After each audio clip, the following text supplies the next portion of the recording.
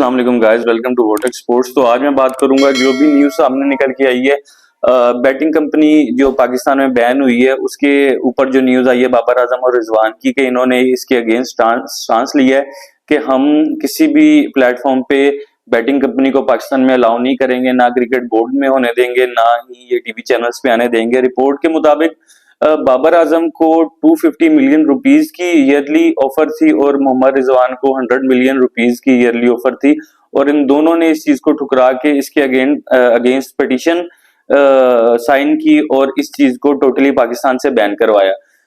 समझने वाली बात है, इसी वजह से इन दो प्लेयर्स के ऊपर और पाकिस्तानी टीम के ऊपर ये सारे प्रोपेगेंडा चल रहे थे, क्योंकि अगर आप पीएसएल में देखेंगे तो बाबर आजम पिशावर ज़ल्मी से खेलते हैं और उनकी कोई भी ऐसा स्पॉन्सर नहीं है, सैरोगेट बैटिंग कंपनी का कोई स्पॉन्सर नहीं है। मोहम्मद रिजवान जिस फ्रेंचाइज से खेलते हैं मुल्तान सुल्तान, उसको स्पॉन्सर था सैरोगेट कंपनी का वुल्फ न्यूज ऐसे समथिंग करके, लेकिन मोहम्मद रिजवान ने वो भी जो लोगो था उसके ऊपर टेप लगा के, ब्लैक टेप लगा के उसको हाइड कर दिया था कि मैं ये चीज अलाउ नहीं कर सकता। फिर आप देखेंगे कि जब बाबर आजम सीपीएल खेलने गए तो इन्होंने वहां भी उधर भी रिक्वेस्ट की कि मैं कोई भी ऐसा लोगो लगा के अपनी शर्ट पे नहीं खेलूंगा, मैं इस चीज को रिप्रेजेंट नहीं करूंगा।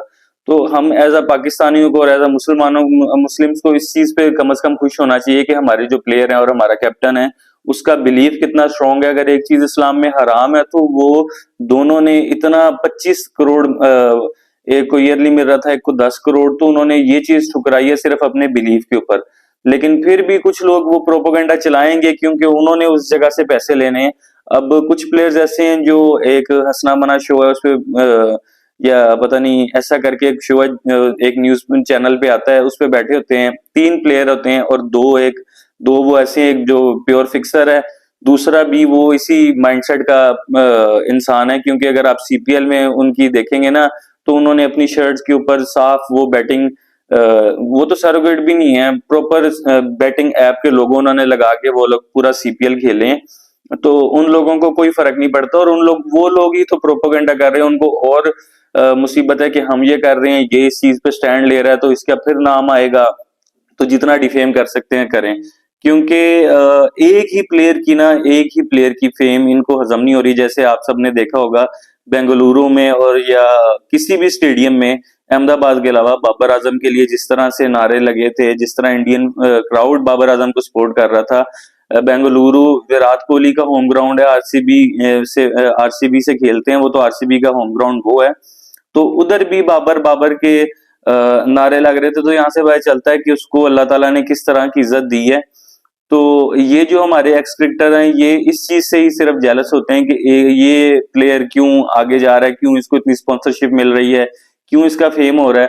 अगर मेरी सिर्फ इतनी सी बात है कि अगर किसी इंसान का बिलीफ इतना अच्छा हो ना, तो फिर जितना मर्जी आप उसको गिराने की कोशिश करेंगे ना, उसको अल्लाह की जात हमेशा उठा के ही रखती है।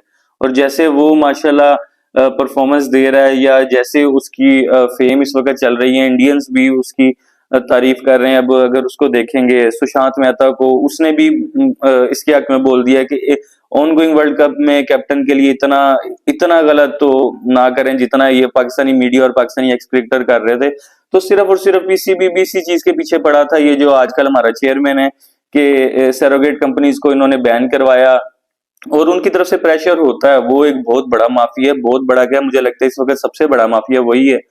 तो वो तो कभी भी नहीं चाहेंगे कि हमारी ये एप्स वगैरह बंद हो, तो इसलिए उन्होंने ये सारा प्रोपेगेंडा चलाया। और इसमें वो एक टीवी चैनल भी है जिसमें वसीम बदामी और शोएब जट वो ब्लैकमेलर होते हैं, तो इन्होंने मिलकर सारा प्रोपेगेंडा चलाया अपनी जेबें भरने के लिए।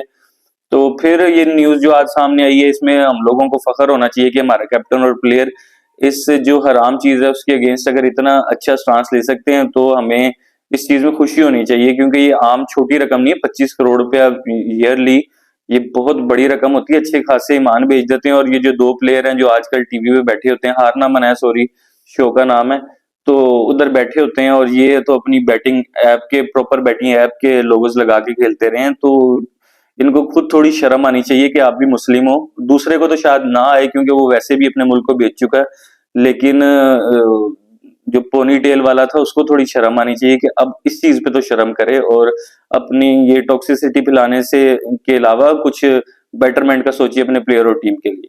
तो आज की वीडियो बस इतनी, ये न्यूज शेयर करनी थी। मिलते हैं शाम को श्रीलंका वर्सेस बांग्लादेश के मैच में, तब तक के लिए अल्लाह हाफिज।